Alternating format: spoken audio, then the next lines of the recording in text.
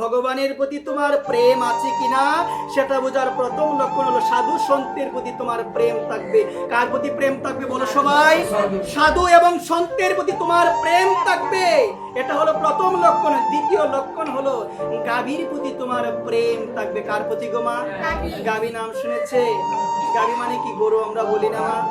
গাভীর সেবা করতে হবে। দেখো মা, এই সম্বন্ধে শাস্ত্র বলছেন ভগবান বিষ্ণুকে, ভগবান কৃষ্ণকে 4 বার পরিক্রমা করলে যেই ফল হয়, গাভীকেও 4 বার পরিক্রমা করলে সেই ফল হয়। একবার গাভীকে প্রণাম করলে মা, গাভীকে প্রণাম করলে অশ্বমেধ যজ্ঞের ফল লাভ হয়। তুমি একটা গাভীকে দেখেছো, মানে একটা গরুকে তুমি দেখেছো, দেখার পরে তোমার করণীয় হলো তাকে একটা প্রণাম করতে হবে। কারণ আমাদের শাস্ত্র বলছে গাভীর মধ্যে সমস্ত দেবদেবী রয়েছেন।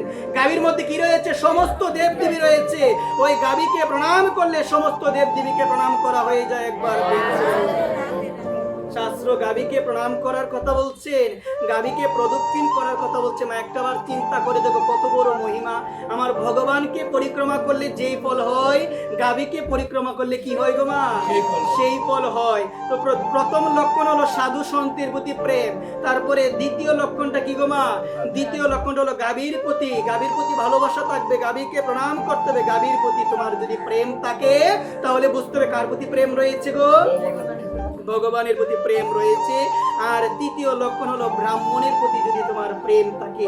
ব্রাহ্মণের প্রতি যদি তোমার প্রেম ভাব না থাকে, ব্রাহ্মণকে দেখার পরে যদি তুমি তিরস্কার করো, তুমি কখনো আমার ভগবানকে খুশি করতে পারবে না। কারণ ভগবানের 3 জন বিভূতি। কয়টা বিভূতি ভগবানের বলো সবাই? এক হলো ব্রাহ্মণ, এক হলো সাধু, আর এক হলো গু। কয়টা হলো গো সবাই বলো?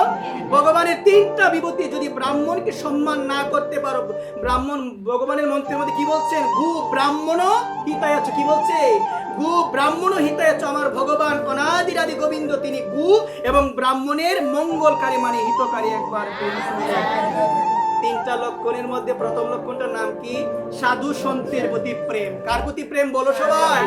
সাধু সন্তের প্রতি প্রেম। তারপরে দ্বিতীয় প্রেম হলো গাভীর প্রতি তোমার প্রেম। তারপরে তৃতীয় প্রেম হলো ব্রাহ্মণের প্রতি তোমার প্রেম ভাব। একবার